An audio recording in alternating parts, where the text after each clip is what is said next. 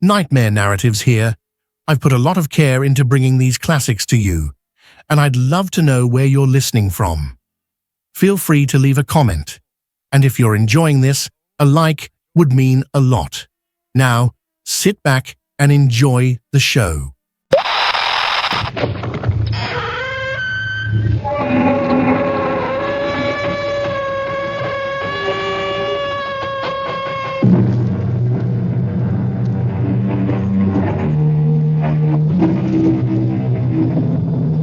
Come in. Welcome. I'm E.G. Marshall. Welcome to another hour of mystery and suspense, to a terrifying battle of wits. Our play poses a dilemma you have never faced, or are likely to face in your lifetime. Whether to commit the murder in your heart when your mind tells you to restrain yourself. Listen to what happened to one man, Thomas Drake, who did face that dilemma, and what he did about it. Professor Mallory, if you're a friend of Emery's, you've got to tell him to stay away from my wife. Really now, Drake, I don't like to interfere in the personal life of faculty You members.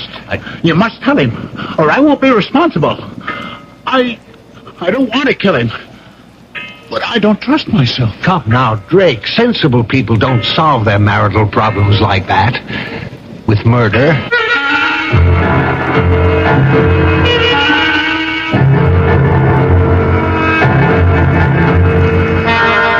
Our mystery drama, Under Grave Suspicion, was written especially for the Mystery Theater by Hank Warner and stars Ralph Bell. It is sponsored in part by the Kellogg Company, makers of Kellogg's Special K cereal, and by Anheuser-Busch Incorporated, brewers of Budweiser. I'll be back shortly with Act One. You've seen the Budweiser commercials on television, and maybe you've wondered how long people have been putting that famous Bud label on things. Well, not as long as the brewers of Bud have been putting things on the label. Things like a list of Bud's most important ingredients. Quote, brewed by our original process from the choicest hops, rice, and best barley malt. And things like the following statement. This is the famous Budweiser beer. We know of no brand produced by any other brewer which costs so much to brew and age. Our exclusive Beechwood aging produces a taste, a smoothness, and a drinkability you'll find in no other beer at any price. Unquote. Yes, brewing beer right does make a difference. Read the Bud label. Taste the king of beers, and you'll agree, when you say Budweiser, you've said it all. Anheuser-Busch, St. Louis. Hey, we're the Action Corps. See, we contribute more. T's for the teamwork of our crew. Our ideals are high. Oh, oughtn't you apply? Means it's now that we need you. A-C-T. We could go on all day. Here's why volunteers are needed right away. Action is VISTA, the Peace Corps, RSVP, SCORE, and other volunteer programs that are helping people to help themselves. If you're trained in a skill or just have a little love to share, Action needs you. Yeah, baby. Action really needs you. Don't crawl under a rock, get into action. Oh, yeah. This is a public service of this station and the Advertising Council.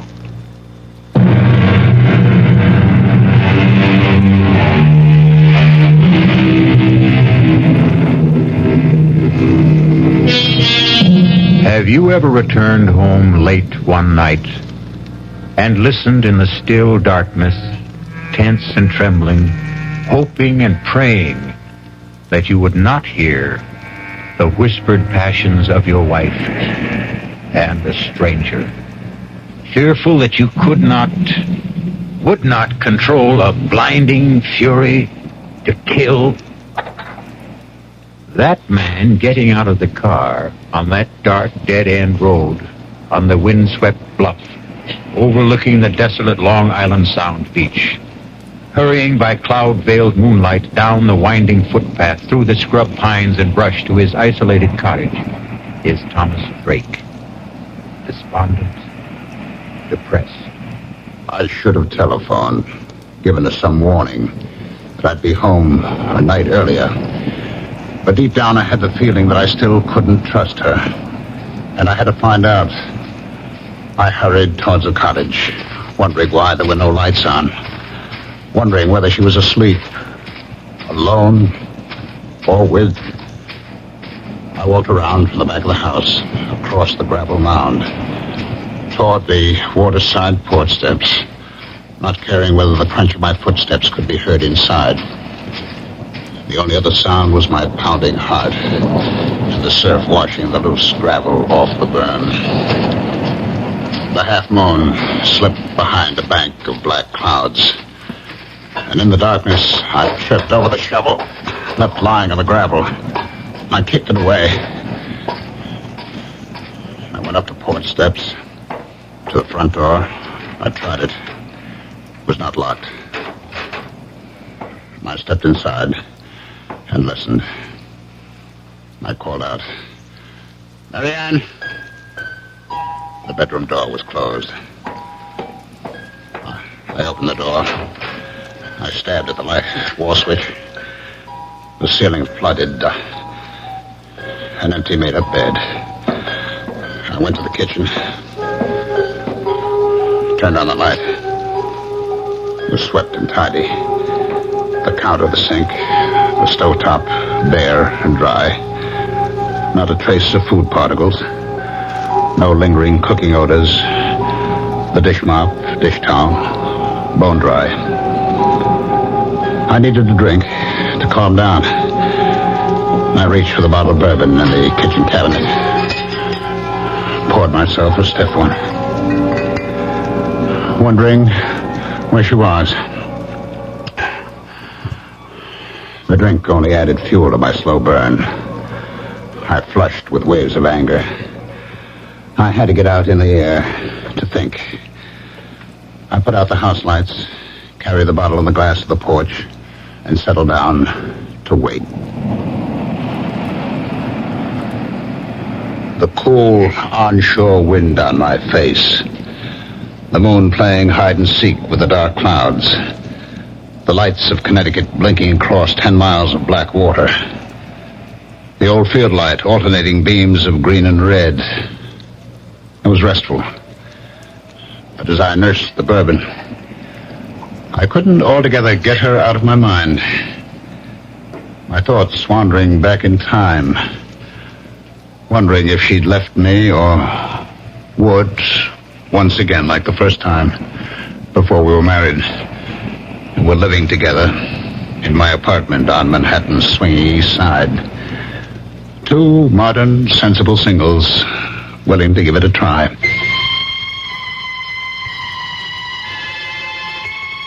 I had a job then. Good job. I was a vice president with electronics engineering. I got home that night. It was Friday night, about 8 o'clock. And as I let myself in... Yes, dear. I heard her talking on the phone. Come on up, Jack. Oh, ask the doorman to hold a cab. He just got home. Oh, who was that, Jack Harrison? Of course. Who else? You know, I'm getting tired of his hanging around. Why did you tell him to stop calling you? He didn't. I called him. You look so surprised, Thomas. You don't have the time anymore for anything but dear old electronics engineering. You did phone me you wouldn't be home for dinner, so I called him. There's a movie I want to see. That's the third time this week. Oh, I didn't know you were counting, darling.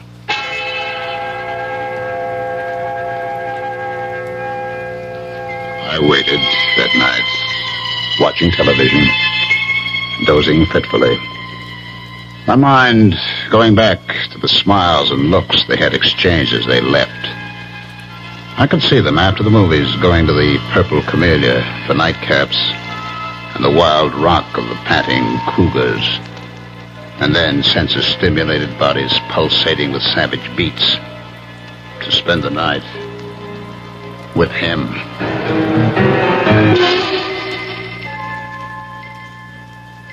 I was awakened from my sleep in the chair by the buzzing TV set. It was 4 o'clock. I fought off the idea of phoning her at Harrison's apartment. I had no one but myself to blame. We had agreed, like two sensible moderns, that there'd be no strings, that we'd be free to live our own lives. And for the first time, I admitted to myself I didn't want that freedom. By 10 o'clock that morning, I couldn't stand it. I phoned Harrison's apartment. There was no answer. I went down to the lobby reception desk to get the mail. It hadn't arrived yet. But the clerk handed me an unstamped envelope.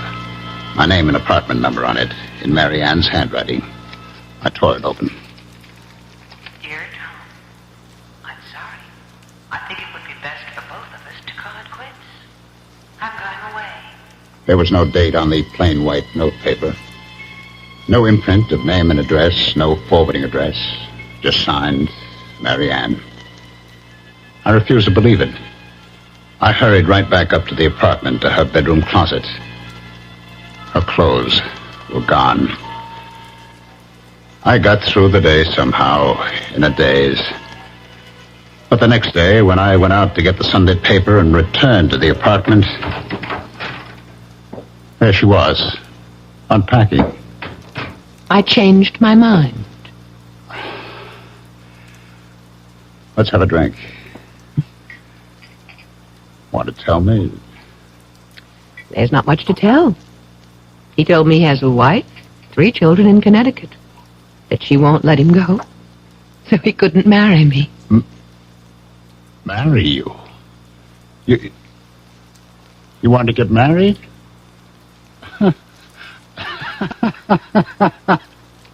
Is that all? You wanted to get married? Will you marry me? Yes.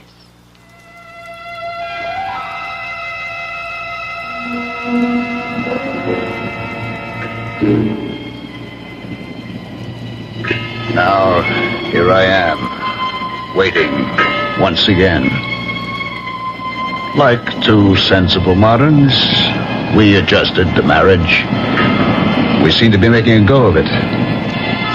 Until I lost my job and the cutbacks of government contracts.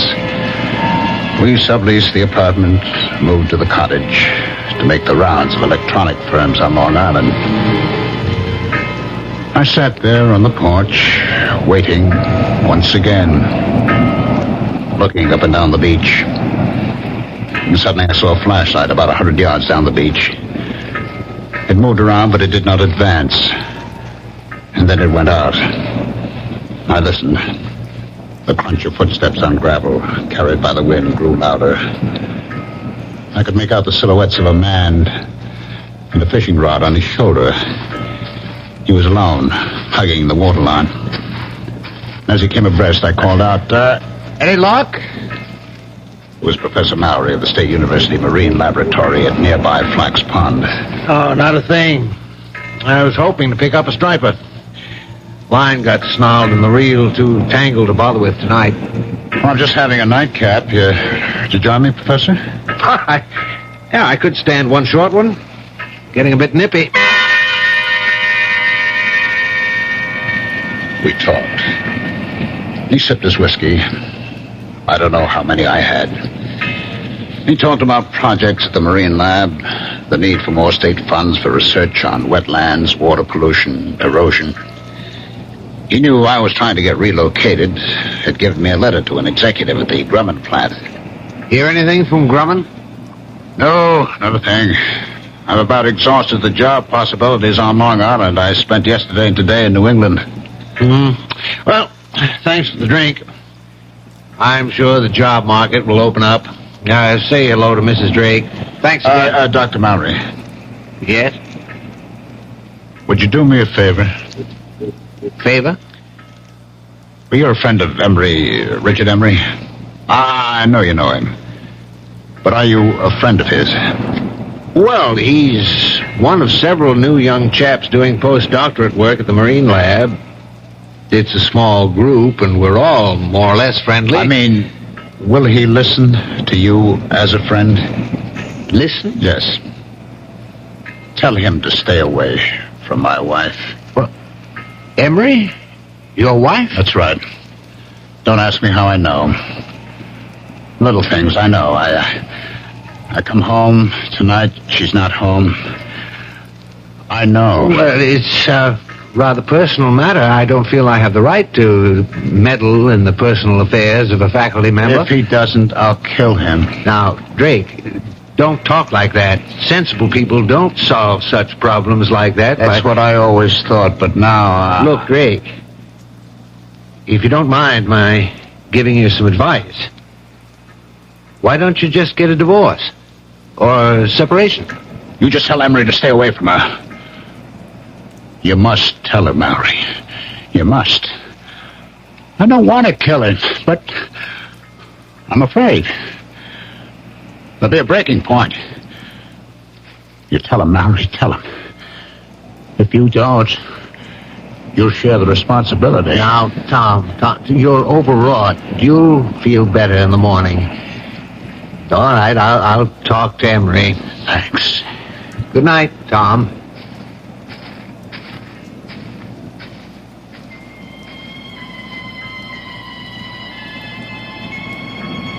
I picked up the bottle. It still had about one drink in it. I walked down to the waterline.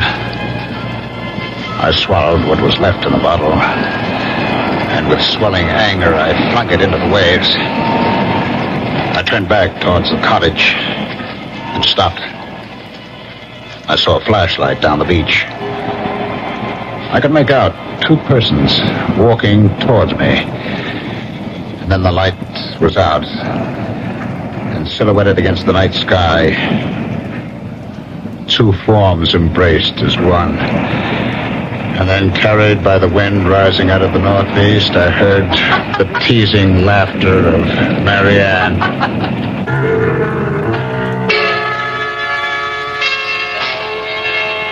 Well, there may be laughter in the wind, but for poor Tom, this is no time for levity. Wonder whether he knows that it's an ill wind and will blow him no good. I'll be back shortly with Act 2. Breakfast in the morning, Kellogg's has that wholesome taste to get you up and grinning. This is Jerry Coffer for Kellogg's Special K. You know, for years we've been talking about the Special K breakfast, a great way to start the day if you have a weight problem.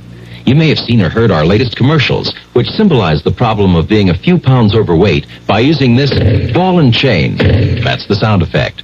But so many people have come to know the Special K breakfast that can help solve weight problems, they sometimes forget that Special K is America's favorite high-protein cereal. It has 8 essential vitamins and iron, and so delicious that lots of folks, kids as well as adults, eat Special K just for the sheer good taste of it. So we don't want you to think that you have to wear a ball and chain to eat Special K. All you need is an appreciation for the finer things of life, a 1-ounce bowl of Special K, 4 ounces of skim milk, tomato juice, coffee, and maybe a little sugar. The Special K breakfast can help you lose weight all by itself, but it really is a good start. Who knows how to help you solve your shopping problems? The Better Business Bureau knows. Wednesday, 10 o'clock. I'm back at the office working on the case when my secretary brings me the mail. Thanks, kid. The usual stuff. Then I see it. It's addressed to me, resident. Inside, a fake rabbit's foot. The pitch, a $2 donation or send back the rabbit's foot. My problem, what to do about it. I'll help you with good advice from the Better Business Bureau. Oh, yeah? Spill it. If you receive unordered merchandise in the mail, you are under no obligation to return it or pay for it. Thanks, pal. You're okay. Just another consumer tip from your Better Business Bureau.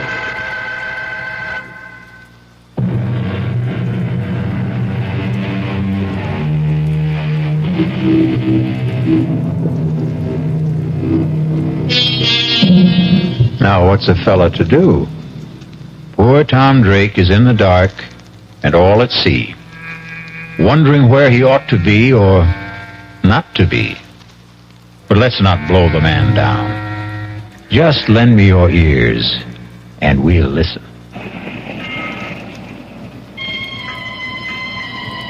Their embrace in the dark was brief, and they started walking towards the cottage without using the flashlight. For a split second, I thought of walking towards them for a showdown. But Mallory's promise to talk to Emery made me put aside the impulse. I ducked behind a line of boulders that formed a breakwater above a high water line. They stopped in front of the cottage.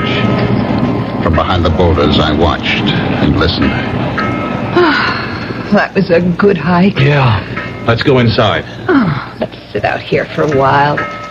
It's such a beautiful night. I'd like a cigarette. Okay. He sat down beside her, struck a match, cupped it in his hands and held it to the cigarette in her lips. In the glow from the match flame, her face flushed, her eyes dreamy with desire. I knew I would never give her up. I'm going out to Montauk next week. It's a long Monday holiday weekend. How about coming with me? I'd love to, but I'll have to figure out some excuse to be away. Figure out? Well, that shouldn't be any problem. You're pretty clever about such things. I'll think of something. I couldn't help thinking she was pretty clever about such things. Like the night she went with that very clever Harrison leading her on. I'd never forget that Friday night. And now, another Friday night. Come on, let's go inside. You said he won't be back tonight. Oh, relax, Richard. You mean to tell me you prefer this cold gravel to a nice, comfortable couch? Come on, Marianne. Oh, what's wrong with staying out here? Omar Khayyam was content with a jug of wine, a loaf of bread beneath a bough. Oh, not bad, not bad. The laughter broke off suddenly. I saw the glowing tips of two flipped cigarettes, and then... Kiss me, Richard. I'm crazy about you. Stop it! Stop it! Tom! What are you... Marianne, go inside. Go inside, I tell you. Now, wait a minute. Why? If you have anything to say, you can say it here in front of Richard. Go inside. Let go of my Now, arm. listen, you leave her alone. Let go of her! He broke my grip on her arm and pushed me away. His shove made me slip to my knees. I came up swinging at his face and missed. He pinned my arms from behind. Now, listen. What's the matter with you? Are you crazy? I broke out of his grip, stepped back from him, and fell across the shovel. I grabbed the handle, jumped up. No! And swung at Emery. Too late for me to stop the swing. No! As she rushed in between us, the sharp edge of the shovel hit her in the back of the head. Oh, my God. I stood there, holding the shovel, unable to move, my eyes fixed on her face as Emery knelt down over her with the flashlight. I watched her face and prayed she wouldn't die. I trembled with fear and anguish, telling myself this couldn't be. It was a nightmare.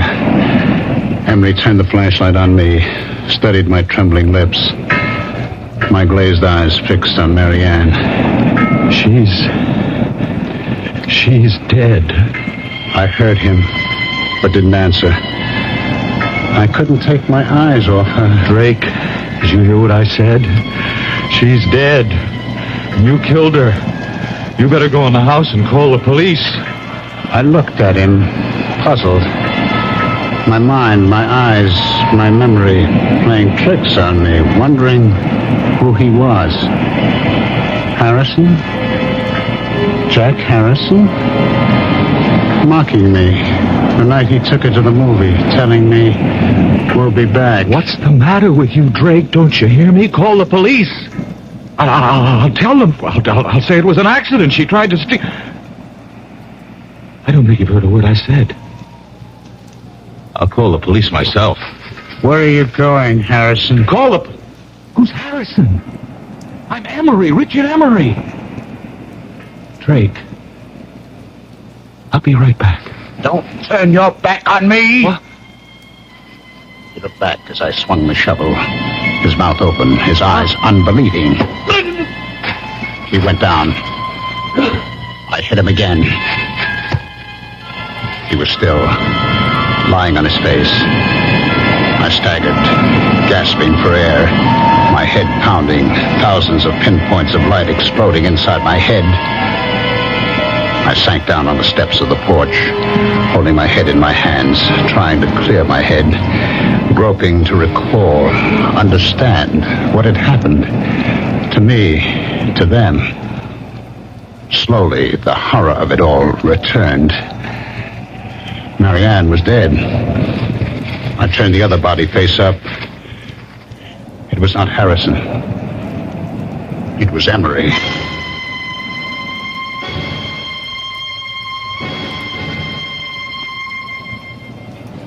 I don't know how long I sat there on the porch steps. Finally, I faced it. I decided to try to get rid of the bodies, bury them temporarily in the gravel berm. I'd have to get a small boat, that rowboat, in the woods just above the flood water line stored by one of these summer residents. I'd row the bodies out to the channel, weight them, drop them overboard on an outgoing tide. The strong current on the bottom of the channel would move them out to the sea. The loose gravel was only about 3 feet deep. It would be deep enough to hide them. I dragged the bodies over, laid them end to end, covered them, building up the gravel mound to the same height of the berm that ran parallel to the water level. I inspected the shovel. The metal glistened clean, no sign of blood or hair. I stood it against the porch rail, went inside. I sprawled out on the bed, exhausted, and fell into a heavy, dreamless sleep.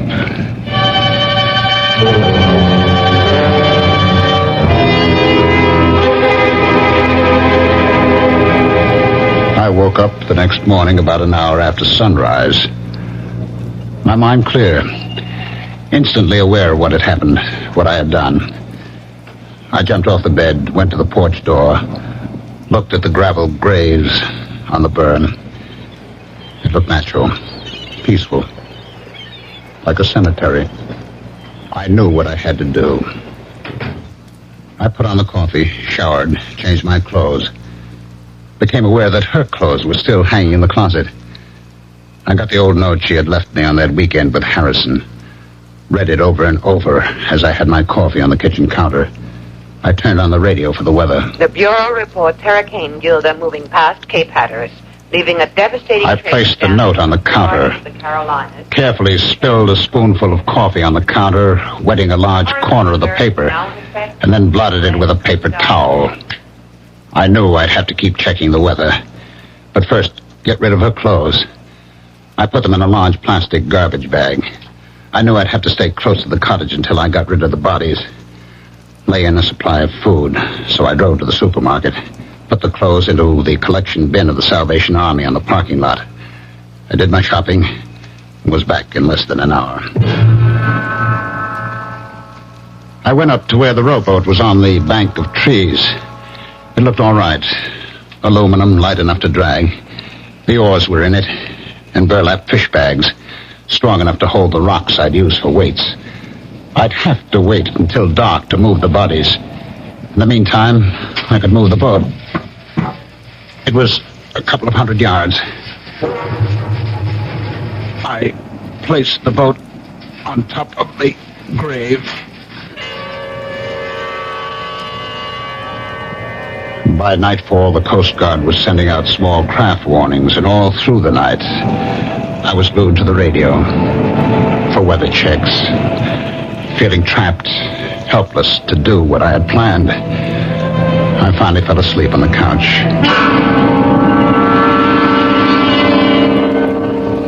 I was awakened by the Sunday morning church music and a loud knocking on the porch door. Hey! Even now? I didn't recognize the voice, and I hesitated. The knocking stopped. I heard him walk down the porch steps. I put on my shoes, went to the door. He was sitting on the edge of the transom of the boat, his back to me, smoking a cigarette, fishing pole across his knees. It was Mallory. He turned. Didn't wake you, did I? I heard the radio, and I thought I'd stop by. Feel all right? Okay now, but yesterday, what a head. All day. How about some coffee? Oh, thanks, but I've got to get back to the lab. I didn't know you had a boat. Well, it's not mine. Belongs to the Johnsons. I saw a couple of kids dragging it out of the patch of trees up there. They ran when I started towards them. Thought I'd better keep it here for them. I guess it's safe enough here. Unless we get that hurricane. I'd pull it up on higher ground if the weather gets worse and Gilda doesn't move out to sea. Well, I'm glad to see you feeling better. Dr. Mallory, did you get a chance to talk to Emery?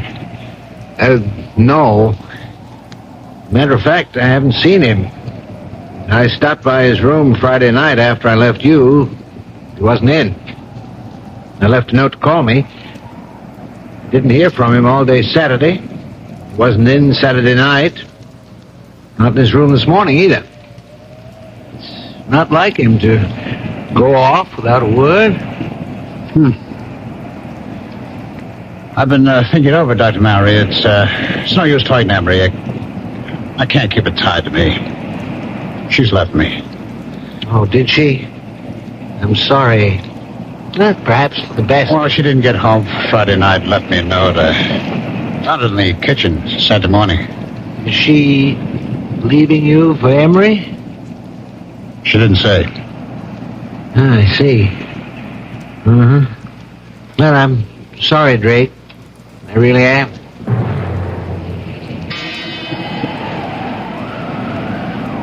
Sunday night, I was still trapped by the weather. It got worse through the night. But the weather report said there still was a 50-50 chance that the hurricane would bypass Long Island.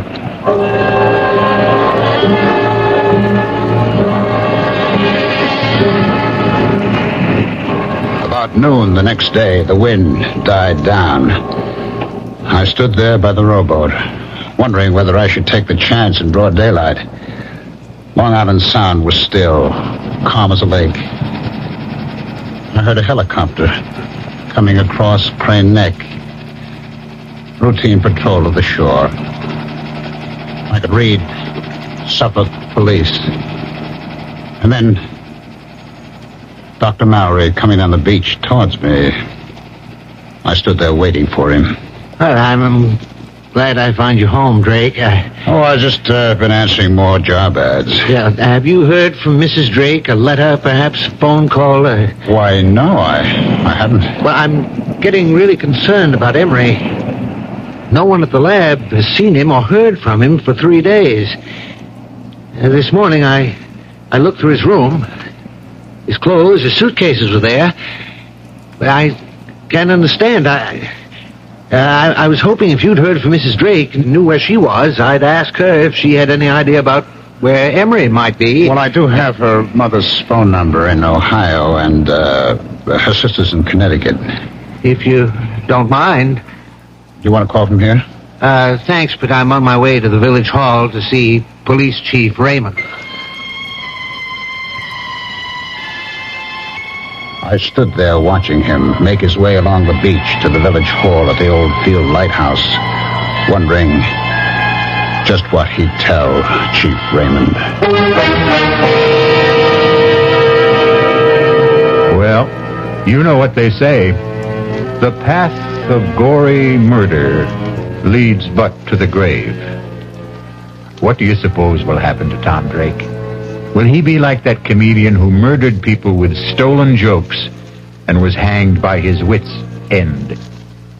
I'll be back shortly with Act 3. Hi, Ms. Goldilocks here. Professionally taste-testing diet drinks can be very difficult, but I've just had to bear with it. Then I found sugar-free Diet 7-Up. It doesn't taste like other diet drinks. It's fresh, light, natural, delicious. Sugar-free Diet 7-Up tastes so good that I've taste-tested it hundreds of times, and each time I've given it my seal of approval. Yes, this one's just right. You finally made your gift list. Your neighbor's child is 2, your niece is 6, and nephew is 7. But before you go to the toy store, there's something else you should do. Write Toys, Washington, D.C., 20207 for a free booklet on toy safety. That's Toys, Washington, D.C., 20207. This message is brought to you by the U.S. Consumer Product Safety Commission.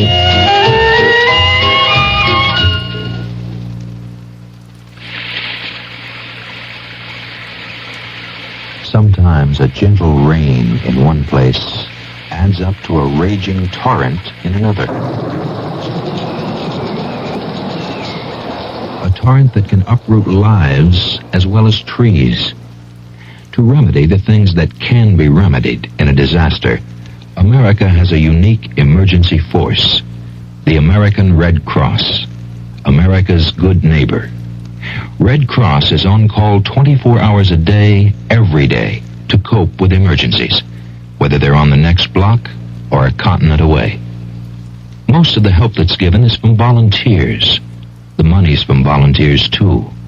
Volunteers like you. If you need help, join us. If you can give help, join us. The American Red Cross. Help us help people just like you.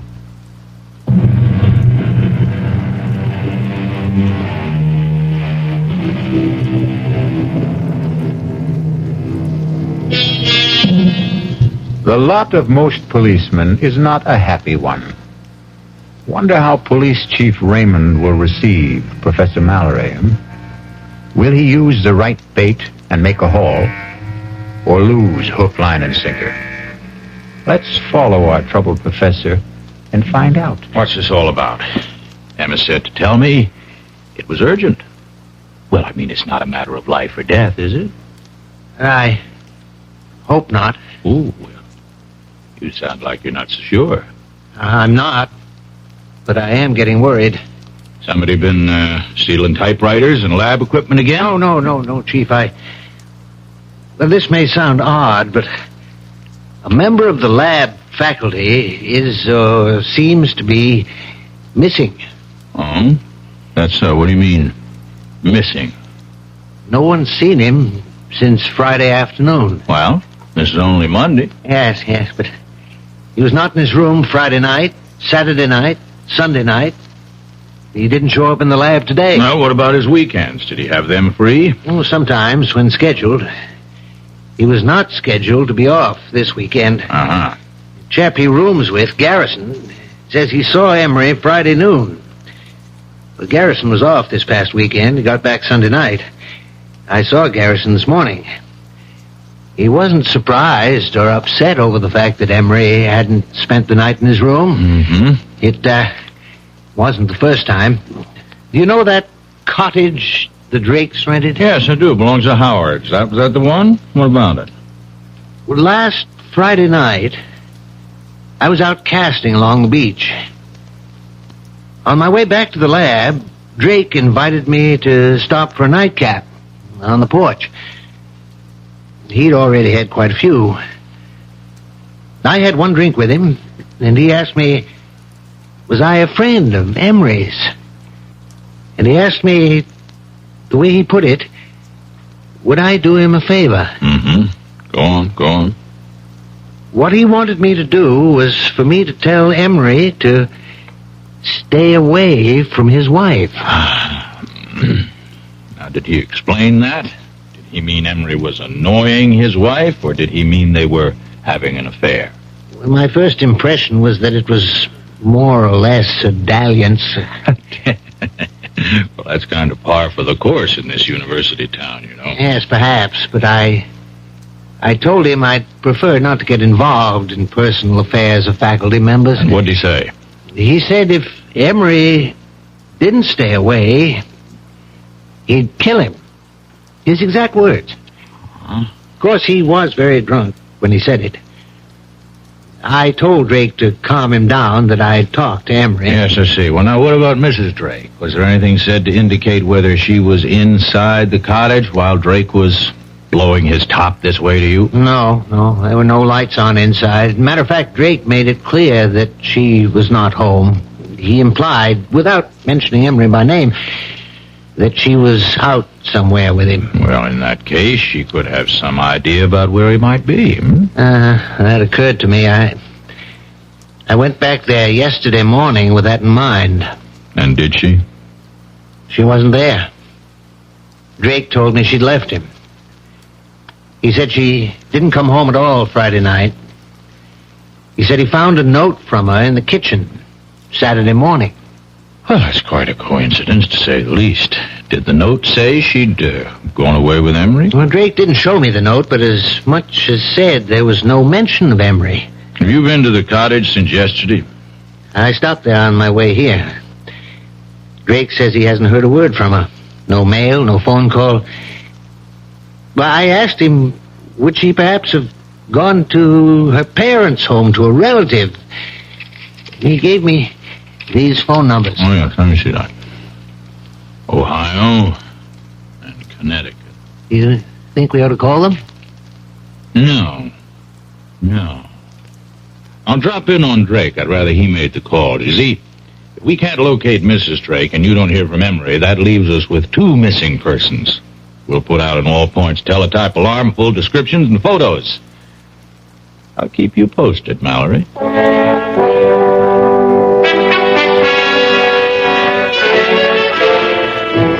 I'll come to the point, Drake. Mallory, Professor Mallory up at the Marine Lab, you know, came to see me.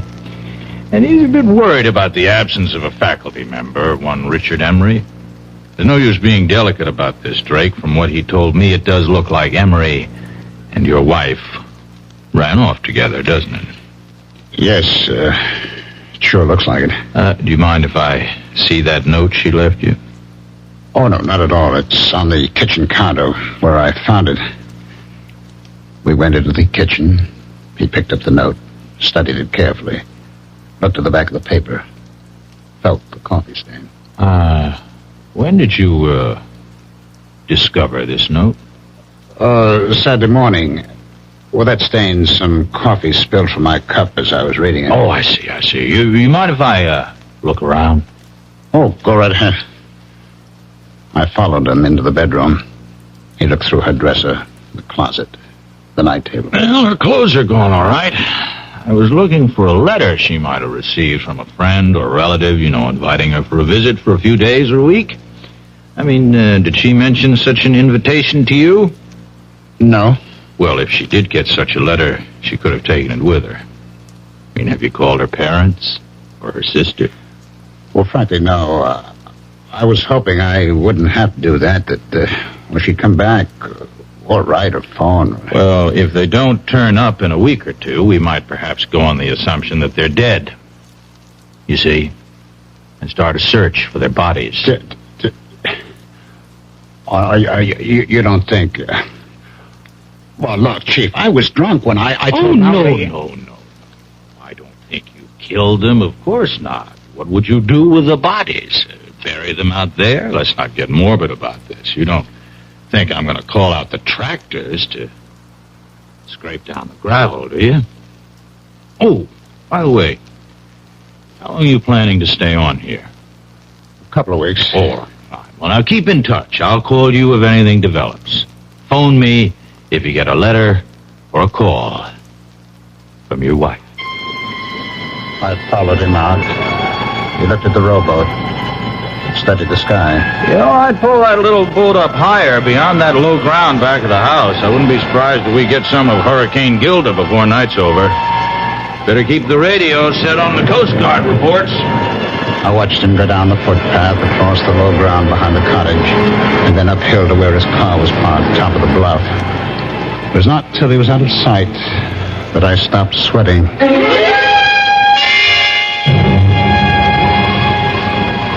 It stayed calm, windless, an oppressive silence hanging over the water and the land. The sky was sunless, gray, not a cloud in sight.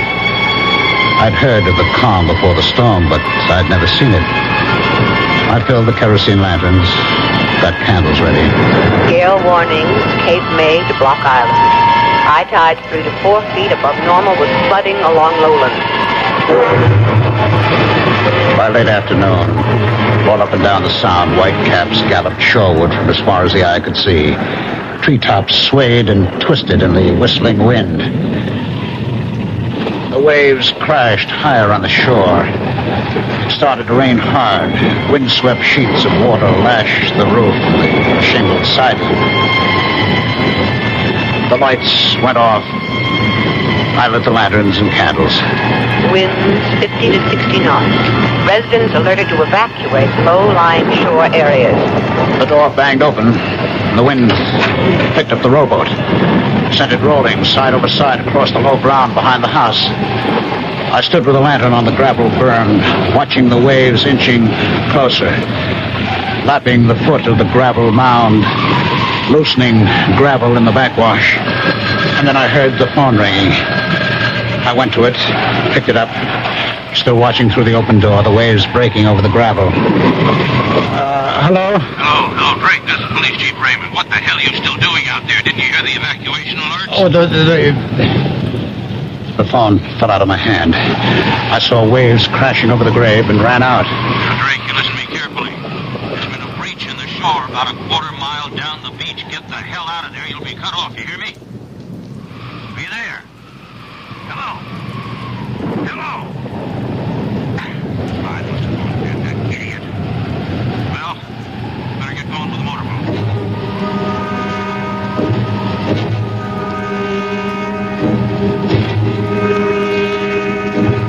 I knew I had to keep shoveling on the gravel and sand as fast as the waves washed it off. But for every shovelful I threw on the grave, the waves washed off too. I lost track of time. I knew I had to keep at it to keep the grave covered.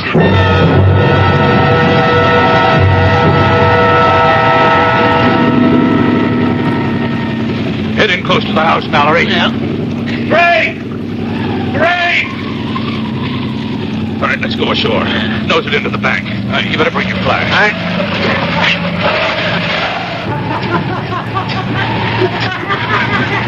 What the hell is he doing? No! No! You can't come back! Never, Harrison! Never! God of mercy, it's Emery. Well, I better get him over to the Riverhead Prison Hospital. Tide will be going out in a little while. Let's put this rope around the ankles and secure it to the porch. Mallory, you stay here till the county police and the coroner get here.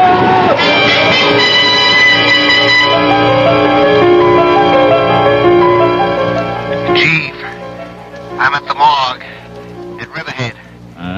Dr. Henderson of the police lab gave me an envelope to get to you. He said you wanted an analysis report in a hurry. That's right. What's it say? Read it to me. It says, the coffee stain is less than a week old. The ink is at least a year old. Well, thanks, Mallory. By the way, do me a favor, will you? Leave a note to Highway Superintendent Murphy in the State Office building. Tell him I said, I won't be needing those tractors.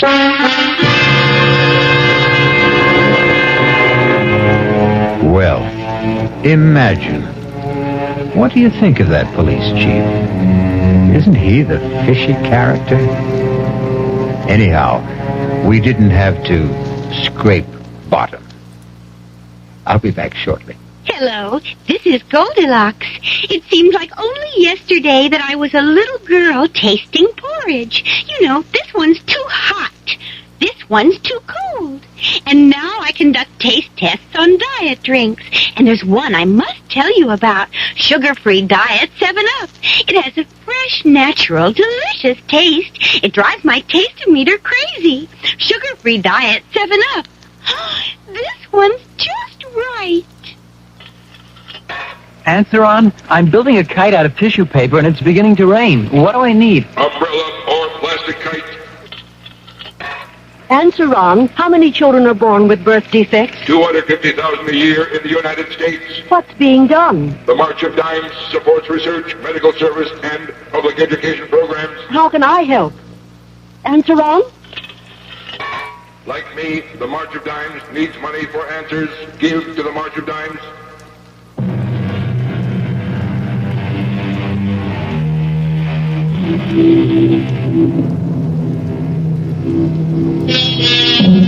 Still in a dilemma? We hope you never have to face it. We can offer some advice, though. When you are uptight about any matter, nothing like settling down at your radio and letting the cares of the day slip away as your mind and ears carry you off on a relaxing journey of mystery adventure. Our cast included Ralph Bell, Patricia Wheel, Robert Dryden, and William Redfield. The entire production was under the direction of Hyman Brown. And now, a preview of our next tale. No, I want to know. I'm afraid he had the head impaled on a pike and left to wither on the battlements. The body, of course, was interred. Oh, my God. Nasty types they were in those days. How old was she? Oh, see, I think I remember. Oh, yes, 24. Just my age. So young to die and be buried forever. Well, the legend is, of course, that she hasn't been. You mean she haunts? Oh, rather. She was quite a horsewoman, history tells us. And any night, but particularly when the moon is full, she rides the grounds, searching for her lost head. Radio Mystery Theater was sponsored in part by new sugar-free Diet 7-Up. This is E.G. Marshall inviting you to return to our Mystery Theater for another adventure in the macabre. Until next time, pleasant dreams.